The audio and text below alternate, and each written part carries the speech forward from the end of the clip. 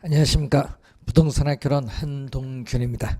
자, 여러분 교재 386쪽이 되겠습니다. 19번 문제가 되겠습니다. 자, 거래 사례 비교법을 적용하여 감정평가할 경우에 있어서 이 사례 선택의 유의사항을 설명한 것 중 맞지 아니한 것을 묻는 거죠. 자, 인근 지역 또는 동일 수급권 내 유사 지역에 존재하는 부동산과 관련되는 것이어야 된다. 맞는 지문이죠. 인근 지역 또는 동일 수급권 내 유사 지역에서 사례를 수집을 해야 됩니다. 2번 매매 사정이 정상이라고 인정되는 것 또는 정상적인 것으로 보정할 수 있는 것이어야 된다. 이 사정 보정의 가능성은 우리가 매매 상황 또는 매매 조건에 대한 그러한 보정이 되겠죠. 자, 사례 가격을 기준 시점에서의 가격으로 어떻게 수정이 가능한 것이어야 된다. 그래서 3번은 시점 수정의 가능성을 묻는 거고, 4번 대상 물건은 목조 건물이고 사례 물건은 석조 건물인 경우에는 물적 유사성이 결여되어 개별 요인 비교가 곤란하기 때문에 사례 자료로 우리는 적합하지 않습니다. 4번은 물적 유사성이죠. 맞는 지문. 개별 요인 비교가 가능한 경우라 할지라도 예컨대 나지와 건부지는 어떻게 유형을 우리가 달리함으로 우리는 사례 자료로 선택하는 것은 인정할 수 없다 하니까 틀린 지문이죠. 자, 어떤 얘기죠? 우리가 나지와 건부지인데 이 대상 토지가 나지란 얘기죠. 자, 이 나지가 대상 토지인데 문제는 이 사례를 수집을 하기가 어렵기 때문에 이 사례 부동산을 뭘로 수집을 했다는 얘기죠? 이 토지와 건물로 결합된 복합 부동산을 사례로 수집을 했죠. 이때 여기는 토지는 나지죠. 자, 여기 토지는 나지 상태에 있는 토지인데 이 건물이 있는 토지는 건부지죠. 자, 이럴 경우에 이 건물은 이쪽에 없기 때문에 이류 서로 다른 유형의 부분이죠. 이 다른 유형의 부분은 공제하고 이 같은 이 부분인데 동유형 부분, 같은 유형의 부분은 선택을 하죠. 이 동유형 부분을 선택을 해서 거래 사례 비교법을 적용하는 방법을 우리는 배분법이죠. 그래서 배분법을 이용해서 우리는 비교할 수 있습니다. 그래서 틀린 지문이 되겠죠. 그래서 5번 지문은 우리 틀린 지문 정답이 되겠습니다. 자, 20번 다음은 거래 사례 자료의 수집 기준에 대한 설명이다. 옳지 않은 것은 거래 사례는 인근 지역이나 유사 지역 내의 사례, 즉 동일 수급권 내의 거래 사례로서 지역 요인 비교가 가능한 사례를 수집을 해야 되겠죠. 자, 그러면 이 거래 사례, 이 거래 사례 수집 선택 기준이 네 가지가 있죠. 이 첫 번째가 이 사정 보정의 가능성이죠. 사정 보정의 가능성이 우리가 나타나고, 두 번째는 이 시점 수정의 가능성이죠. 시점 수정의 가능성, 이 시간적 유사성이 하나 나타나고, 세 번째는 위치의 유사성이죠. 자, 위치의 유사성이 이 지역 요인 비교 가능성입니다. 이 지역 요인 비교 가능성인데, 그래서 사례를 수집을 할 때는 인근 지역 또는 동일 우리가 수급권 사례 자료 수집의 최원방권인 동일 수급권 내 유사지역에서 사례를 수집을 해야 됩니다. 1번 맞는 지문이고 2번 시점 수정의 가능성이란 시간적 유사성을 뜻하며 이 대상 물건의 기준 시점과 유사한 시점의 거래 사례일수록 효과적이죠. 자, 여기 사례 물건의 가액이죠. 자, 이 사례 물건에 있어서의 가액인데, 자, 2017년 2월 1일이다. 이 거래한 날짜죠. 거래 시점입니다. 자, 평가 대상 물건이죠. 이 평가 대상 물건의 2017년 8월 1일, 이건 기준 시점입니다. 기준 시점은 대상 물건의 감정 평가액을 결정하는 기준이 되는 날짜니까 변화가 없죠. 그래서 이 거래 시점은 분명해야 시점 수정이 가능합니다. 그래서 이 거래 시점에서부터 이 기준 시점까지 가격 변동 요인을 모두 구할 수 있는 사례를 수집을 해야 되는데, 이 기준 시점에 가장 가까운 최근의 사례를 수집하는 것이 오차가 적기 때문에 효과적이죠. 그래서 맞는 질문 3번 거래 사례는 위치에 있어서 대상 물건과 동일성 또는 유사성이 있는 지역 내에 소재되는 거래 사례를 선택해야 되는데, 동일성은 인근 지역이고 유사성이 있는 지역은 유사지역이죠. 맞는 질문. 거래 사례는 관계자의 특수한 사정 또는 개별적 동기가 게재되기 쉽기 때문에 특수한 사정이 게재되지 않는 거래 사례에 이어야 한다. 이어야 밑줄. 이어야는 반드시인데 틀렸죠. 여러분, 특수한 사정이나 개별적 동기가 게재되어도 정상적인 것으로 보정이 가능하면 사례를 선택할 수 있습니다. 4번 정답. 대상 물건과 개별 요인 비교가 가능해야 하며 거래 사례는 대상 물건과 상호 대체 경쟁의 관계가 성립하고 가격은 상호 관련이 유지돼야 된다 얘기죠. 네 번째는 물적 유사성이죠. 이 물적 유사성, 개별 요인 비교 가능성이죠. 부동산은 개별성의 특성이 있기 때문에 개별 요인 비교가 가능한 사례를 수집을 해야 합니다. 그래서 정답은 4번이 정답이죠. 자, 21번. 21번 문제로 갑니다. 공인중개사 홍길동은 고객이 상업용으로 사용하는 것이 적정한 토지를 주거용으로 사용하겠다고 고집을 하여 고객을 설득하기 위한 자료를 작성 중이다. 주어진 자료가 다음과 같을 경우에 고객이 이 토지를 상업용 부동산으로 사용하지 않을 경우에 예상되는 평당 손해액은 얼마로 봐야 되느냐. 그러면 상업용으로 이용할 때는 얼마가 되겠죠? 자, 이 상업용으로 이용할 때는 얼마? 상업용일 때는 3천만 원이죠.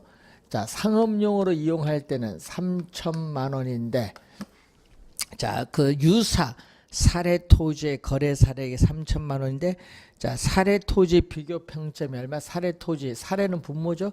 비교 평점 100이고 대상은 분자입니다. 100이 되겠죠. 대상 토지에는 100. 자, 그러면 얼마죠? 이거 6분의 얼마? 5가 되겠죠. 그럼 약분하면은 500만 원에 5를 곱해주니까 2,500만 원. 상업 용도로 이용했을 때 2,500만 원인데, 그럼 주거용으로 이용했을 때는, 자, 주거용으로 이용했을 때는 유사 사례 토지의 거래 사례 가격은 1,000만 원이죠. 자, 1,000만 원이 주어졌는데, 이때 이 사례 토지 평점은 50, 대상 토지는 100이죠. 2에 1,000만 원 곱해주니까 2천만 원이죠. 자, 상업 용도로 이용하면 2,500만 원인데 주거용으로 이용하면 2천만 원이니까 얼마 손해를 보는 거죠? 500만 원 손해를 보죠. 그래서 결국은 우리는 500만 원이 손해를 본다. 주거용으로 사용하면은 500만 원을 손해를 보게 된다는 내용입니다. 5번 정답이 되겠습니다. 이 기본적 내용을 염두에 좀 두시면 되겠습니다. 자, 23번 문제로 가겠습니다. 자, 23번 문제는 우리가 인근 표준 획지와 비교한 대상 토지의 특성은 다음과 같다. 인근 표준 획지와 대비한 대상 토지의 개별 요인 비교치를 묻는 거죠. 자, 23번 문제 이 개별 요인 비교치를 묻는 거죠. 자, 이 개별 요인 비교하는 방법은 우리가 대상 토지와 사례 토지를 종합적으로 모든 면에서 비교하는 종합적 비교법이 있고, 이 비교 항목을 가지고 비교하는 평정법 두 가지가 있거든요. 두 가지가 있다는 걸 염두에 두시고, 자, 개별 요인 비교치를 봤더니 대상 토지의 전체 면적은 얼마? 대상 토지의 전체 면적은 1000제곱미터인데 그 중 600제곱미터는 왕경사다. 자, 600제곱미터는 왕경사입니다. 그 나머지 1000제곱미터에 그럼 나머지 400제곱미터는 지금 뭐라고 했죠? 우리는 평지라고 했어요. 평지.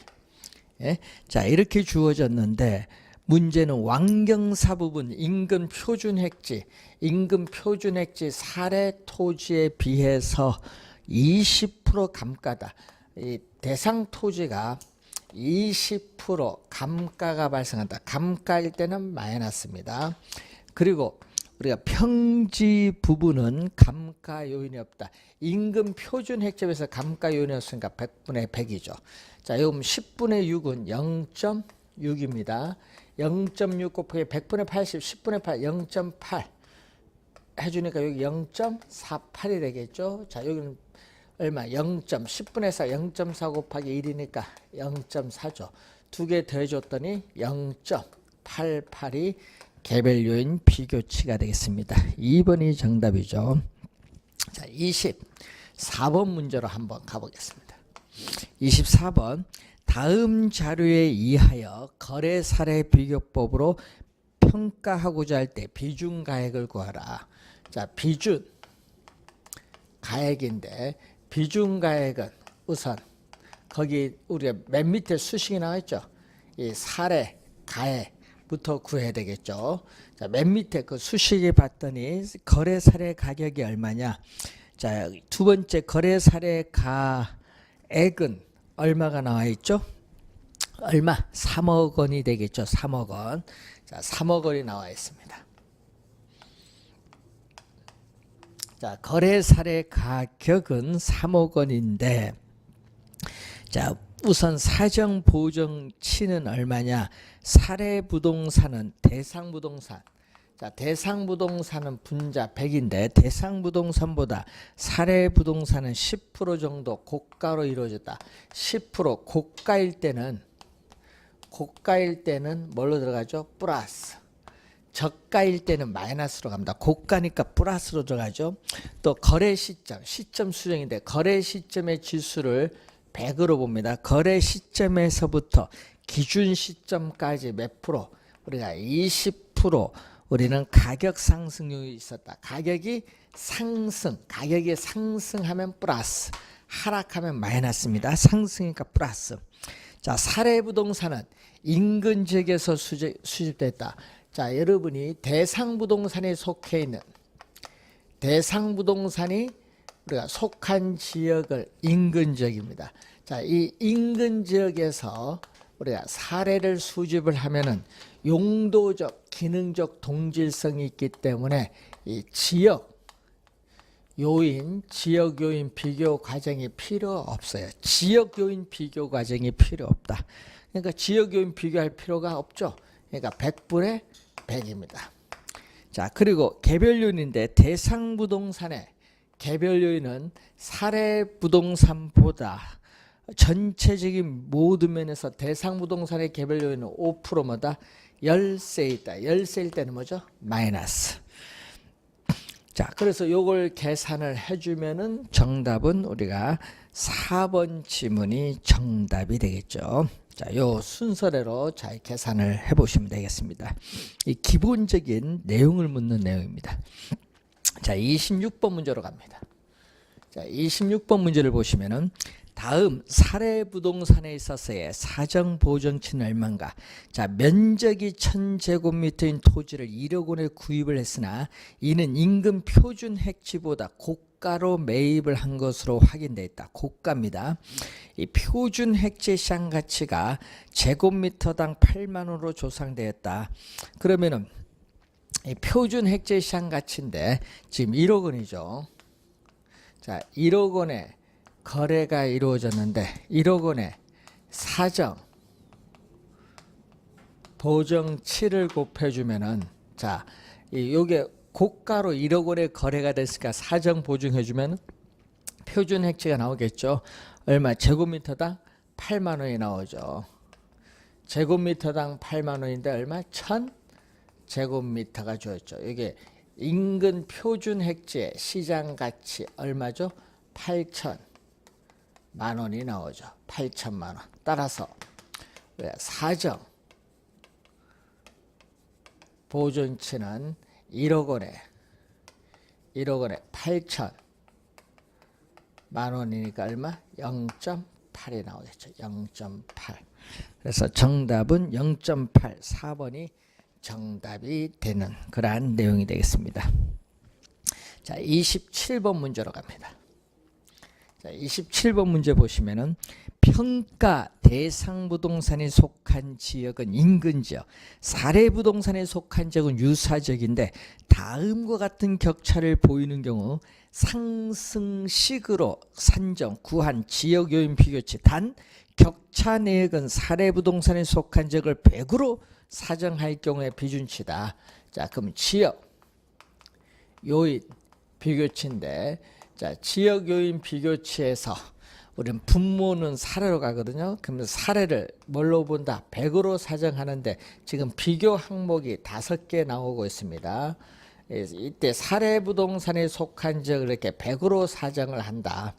자, 이때 격차 내역을 봤더니 기타 조건은 격차가 마이너스이다. 이 말은 이 사례 부동산에 속한 지역에 비해서 2% 열세 있다는 거고, 환경 조건은 뭐가 된다? 플러스 3이다. 100 어떻게 돼요? 사례 부동산에 속한 지역보다 3% 우세하다는 거고, 가로 조건은 사례 부동산에 속한 지역보다 1% 열세 있다는 것이고, 접근적은 사례 부동산에 속한 지역보다 4% 뭐다? 우세하다는 거고, 행정적 조건은 제로라는 것은 어떻게 돼요? 열세 우세 항목이 없죠. 100분의 100. 그럼 상승식은 이 비교 요인을 전부 곱해주면 상승식이죠. 100분의 98이니까 0.98, 0.98, 100분의 103, 1.03, 100분의 99, 0.99, 100분의 104, 1.04 곱하기 1 해주면 1.039가 구하고자 하는 지역 요인 비교치입니다. 그래서 어떻게 돼요? 맞는 지문은 5번이죠. 그래서 동일 수급권 내 유사 지역에서 사례를 구하는 거죠. 자, 이 대상 부동산이 속한 지역이 인근 지역인데, 인근 지역에서 사례를 수집하기 어려운 경우에는 동일 수급권 내부에 있는 유사 지역에서 사례를 수집하죠. 그럼 이 유사 지역은 대상 부동산의 가격 형성에 간접적으로 영향을 미치는 지역입니다. 따라서 유사 지역에서 사례를 수집을 하게 되면 지역 요인 비교 과정이 필요하다. 그럼 이 지역 요인 비교하는 방법도 우리는 종합적 비교법. 비교하는 방법도 뭐죠? 똑같죠? 종합적 비교법, 평점법 두 가지 방법이 있습니다. 그래서 분모는 사례, 분자는 대상 부동산이라는 걸 염두에 두셔서 확인을 한번 해보시면 되겠습니다. 자, 28번 문제. 감정평가업자가 감정평가에 관한 규칙에 의거하여 공시지가 기준법으로 토지를 감정평가하는 경우에 필요로 하는 항목을 묻는 거죠. 자, 공시지가 기준법입니다. 자, 공시지가 이 기준법인데 특히 토지를 감정평가할 때 감정평가업자는 공시지가 기준법을 적용을 해야 되겠죠. 이때 대상 토지의 가액을 구하죠. 즉 대상 토지와 가치 형성 요인이 같거나 비슷하여 유사한 이용 가치를 지닌다고 인정되는 우리가 사례 토지와 비교하여 우리는 사례 토지와 비교를 했는데 그 사례가 표준지죠. 유사한 이용 가치를 지닌다고 인정되는 이 표준지의 공시지가를 기준합니다. 자, 이 표준지의 공시지가를 기준으로 하여 우리는 대상 토지의 현황에 맞게 시점, 수정, 왜냐 표준지를 공시지가를 사례로 수집할 때는 이 표준지를 선정하는 과정에서 사정 보정을 이미 다 감안했어요. 그래서 사정 보정할 필요 없이 바로 시점 수정, 지역 요인 및 개별 요인 비교, 이 지역 요인 및 개별 요인 비교, 그리고 그 밖에 요인 보정의 과정을 거쳐 대상 토지의 가액을 산정하는 감정평가 방법을 공시지가 기준법. 그럼 표준지 공시지가를 구하기 위해서는 비교 표준지 선정, 그 다음에 시점 수정, 지역 요인 비교, 개별 요인 비교, 그 밖의 요인 보정. 5번 정답입니다. 순서가 5단계로 이루어졌습니다. 자, 29번 A군 B면 C의 자연 녹지 지역 내에 공업용 부동산을 비교 방식으로 감정 평가할 때 적용할 사항으로 옳은 것을 모두 고른 것. 자, CD는 인근 지역입니다. 자, 여기서 이 CD는 인근 지역이고 DD는 유사 지역이라 이렇게 보시면 돼요. 자, CD의 자연 녹지 지역 내 이용 상황이 공업용인 표준지가 없다. 그러니까 인근 지역에 표준지가 없다. 그럼 동일 수급권인 인근 D이 유사 지역의 자연 녹지 지역 내에 소지하는 공업용 표준지를 비교 표준지로 선정했다. 이런 얘기죠. 그래서 기억은 맞는 지문. 니은 공시지가 기준법 적용에 따르는 시점 수정 시에 지가 변동률을 적용하는 것이 적절하지 아니하여 통계청이 아닙니다. 한국은행입니다. 한국은행의 조사 발표는 소비자가 아니라 생산자 물가지수에 따라 산정된 또 뭐를 생산자 물가 상승률을 적용하여야 합니다. 니은 틀린 지문. 자, CD에 소재하는 유사 물건이 소유자의 이민으로 인해서 시세보다 저가로 최근에 거래되는데 어느 정도 저가로 거래되는지 알 수 없어요. 그러면은 사정 보정을 하지 못하기 때문에 거래 사례로 채택하기가 어렵습니다. 그래서 맞는 지문이죠. 기억 디귿 맞는 지문 3번 정답이 되겠습니다.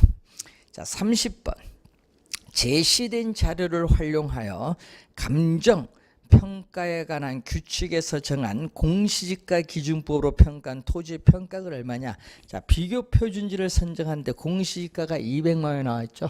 자, 여기 200만 원이 나왔습니다. 200만 원. 자, 200만 원이죠. 제곱미터당 200만 원이 나왔고, 자, 시점 수정으로 가는데, 자, A 어떻게 돼요? 2015년 1월 1일이 공시 기준일이고 10월 24일까지 5% 상승했죠.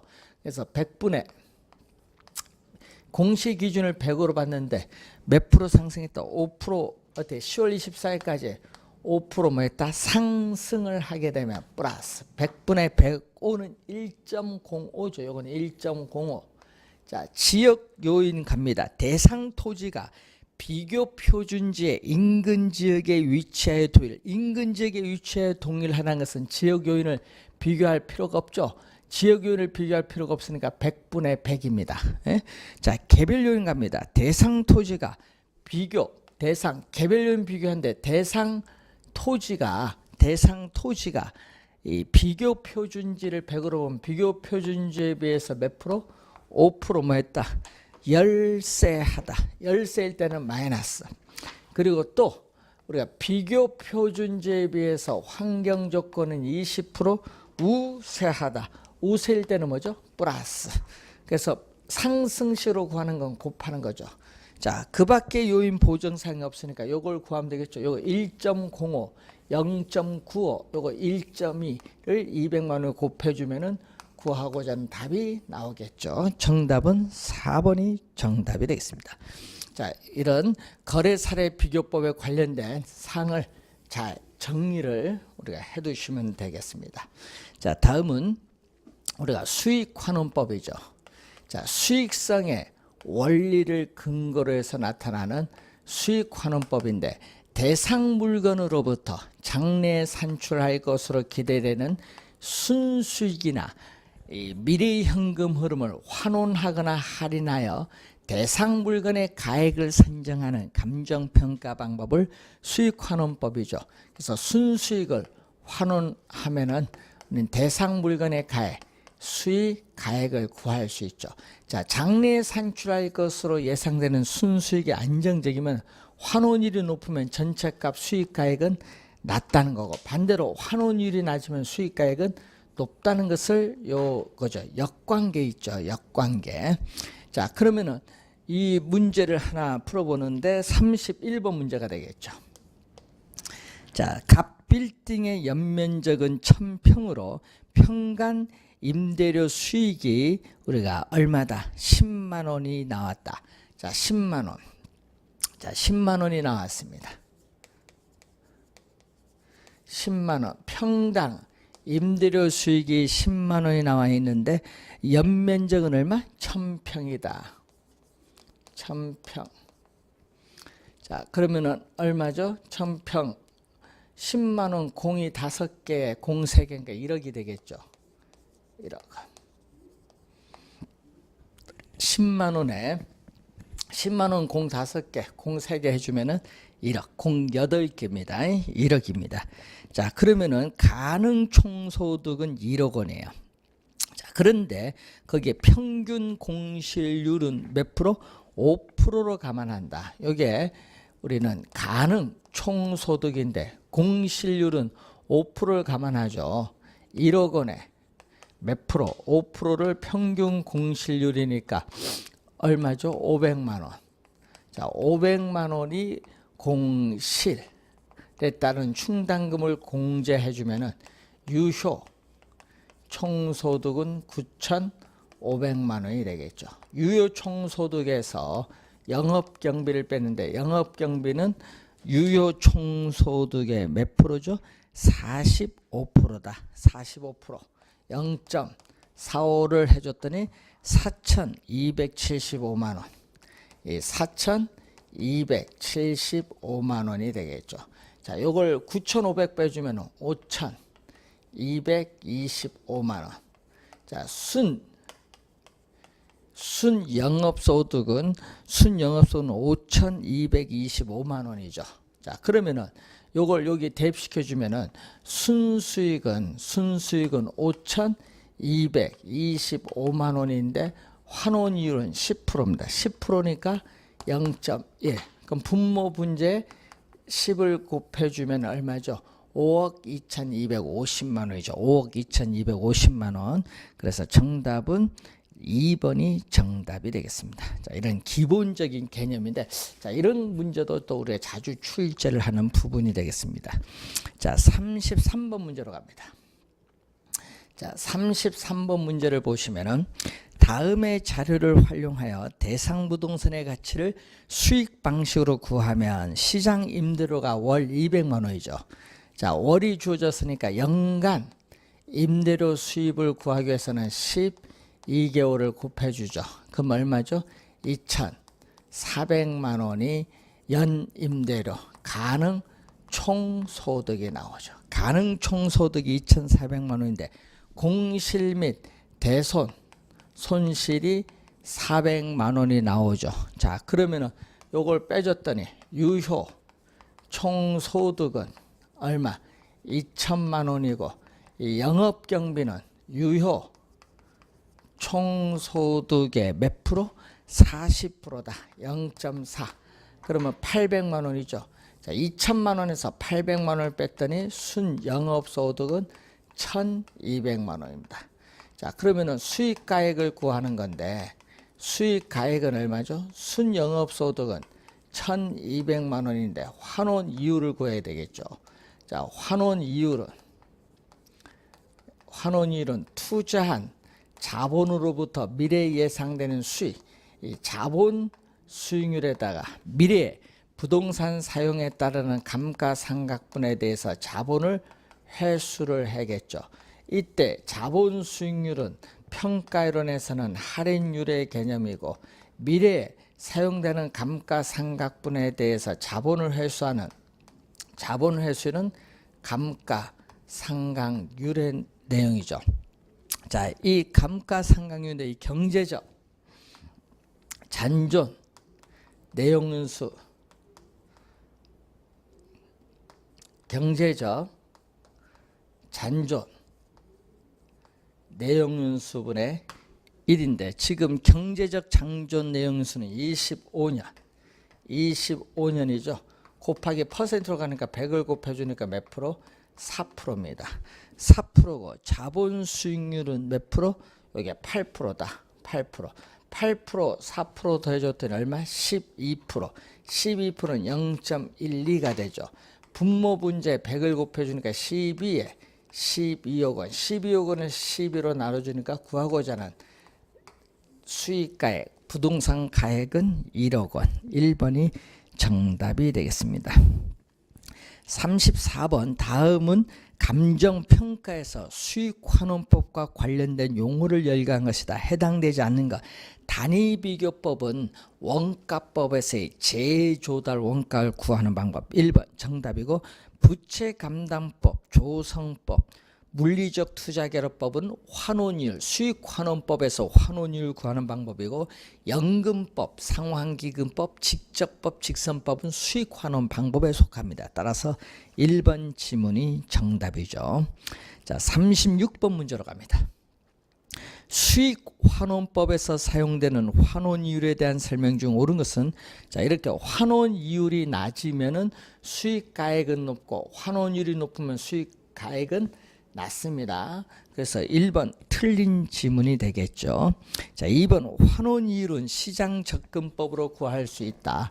자, 환원이율 구하는 방법이죠. 자, 환원이율 구하는 방법. 자, 환원이율 구하는 방법에 있어서 시장 추출법이라는 게 있어요. 시장 추출법을 시장 접근법이라고 합니다. 시장 추출법을 시장 접근법 또는 시장 비교 방식. 그럼 환원 이율은 이렇게 시장 접근법으로 구할 수도 있다. 맞는 질문 2번 정답. 3번 환원 이율은 기대 이율의 대상 물건의 위험률을 가산한 율이다 하니까 틀렸죠. 자, 요소 구성법. 자, 요소 구성법에 다른 말로 조성법이라고 하는데, 자, 이 조성법에 있어서 환원 이율, 조성법에 있어서의 환원 이율은 순수 이율, 이 순수 이율의 위험률을 가산한 율로 하죠. 자, 이때 위험률은 투자자의 위험 부담에 따르는 할증률을 얘기하고, 이때 위험률을 구성하는 요소가 투자에 따르는 위험성,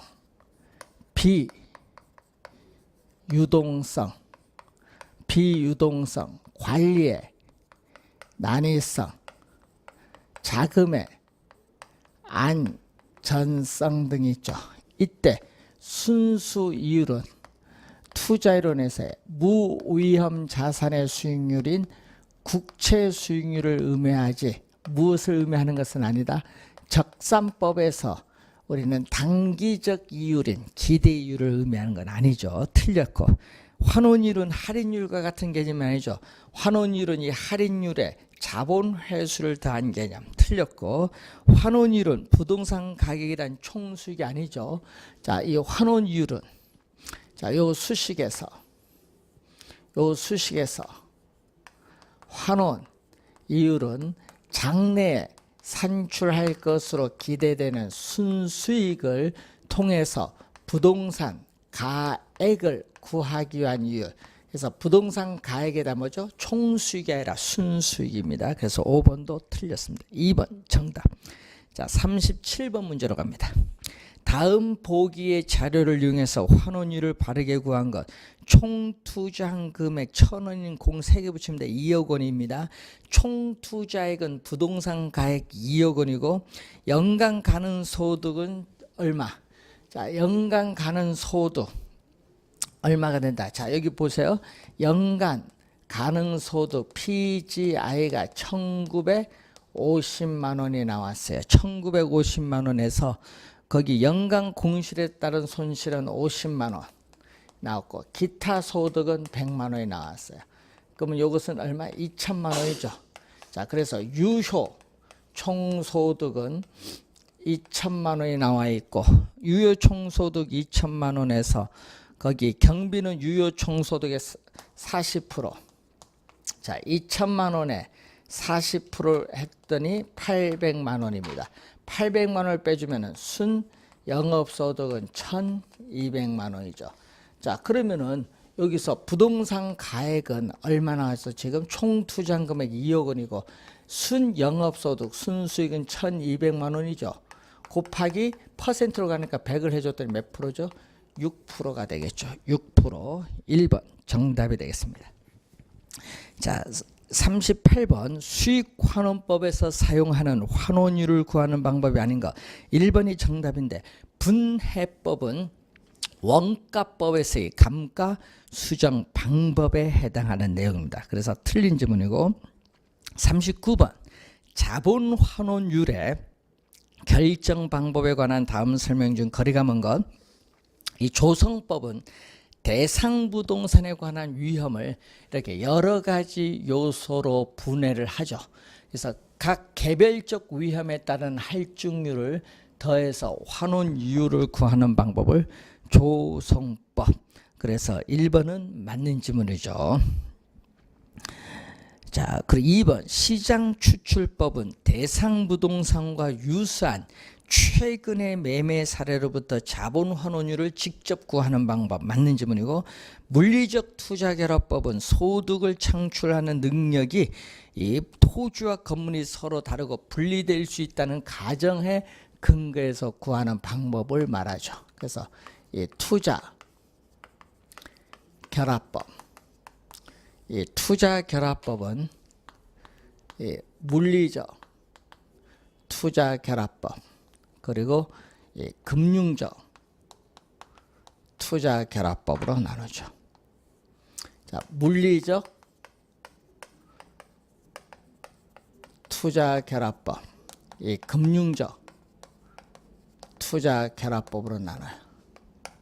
자, 이렇게 토지에 건물이 결합된, 자, 토지에 이 건물이 결합된 복합 부동산, 토지와 건물이 결합된 이 복합 부동산의 순수익, 즉 이 소득을 창출하는 부동산의 능력이 토지와 건물이 서로 다르며 또 토지 소득, 건물 소득 분리될 수 있다는 전제하에 구하는 방법이죠.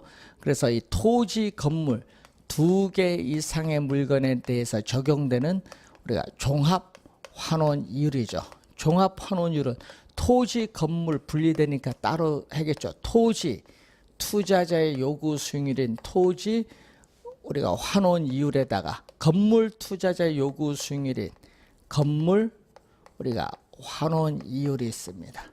자, 이렇게 분리가 되죠. 이때 가중치를 곱한데 이 전체 부동산 가격에서 이 토지 가격이 차지하는 비율이 있고 전체 부동산 가격에서 건물 가격이 차지하는 비율이 있어요. 이렇게 하면은 우리 구할 수가 있죠.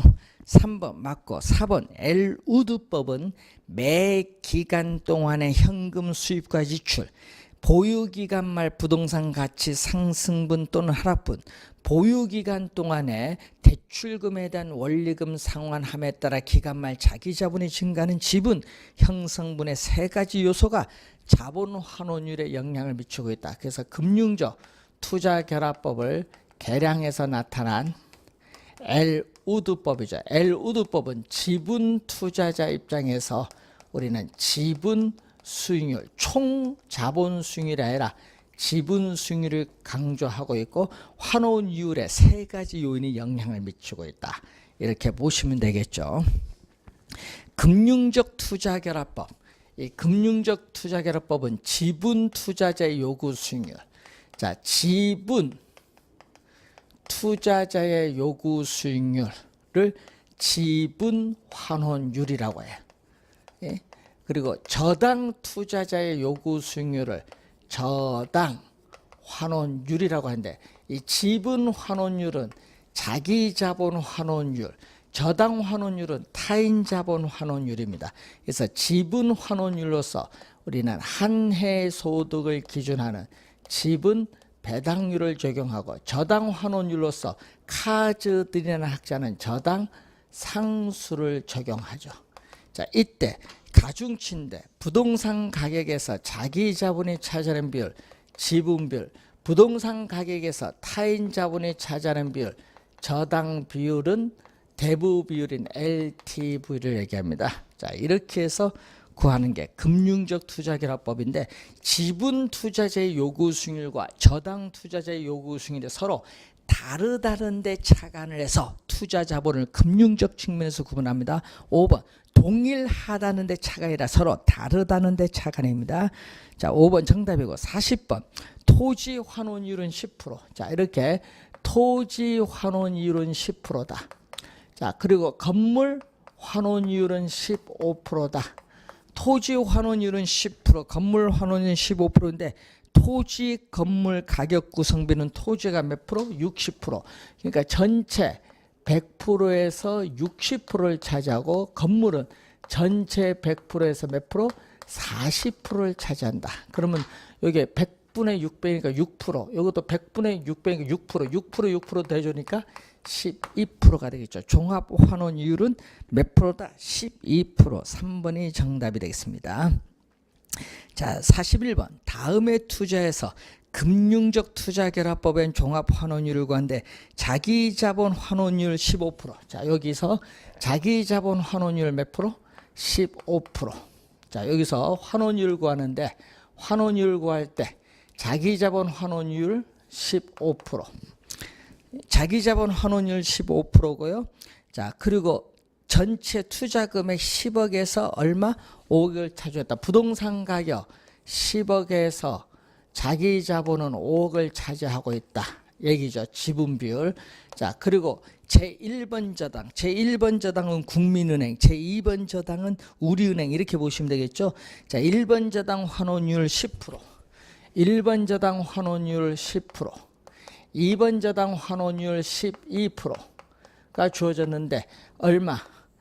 부동산 가격 총 투자 금액 10억에서 1번 저당 얼마 투자 금액 3억이죠. 1번 저당 여기 3억, 2번 저당 2억이에요. 그러면 여기 얼마죠?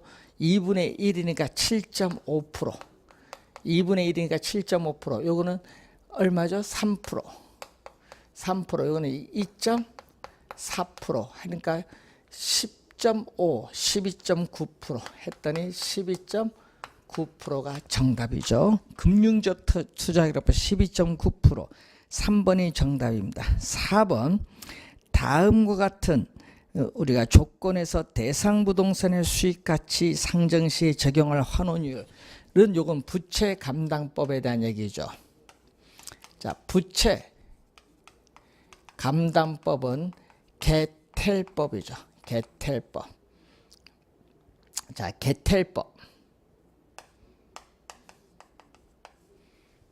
자, 개텔법인데 이것은 저당 투자자, 저당 투자자인 대출자 입장에서 우리는 구하는 거죠. 그래서 환원율은 부채 감당률에 근거해서 구합니다. 환원율은 이 부채 감당률에 근거해서 구한다. 부채 감당률 이것에 근거해서 구하는 방법인데 여기에다가 대부 비율에다가 저당 상수를 곱해서 구하죠.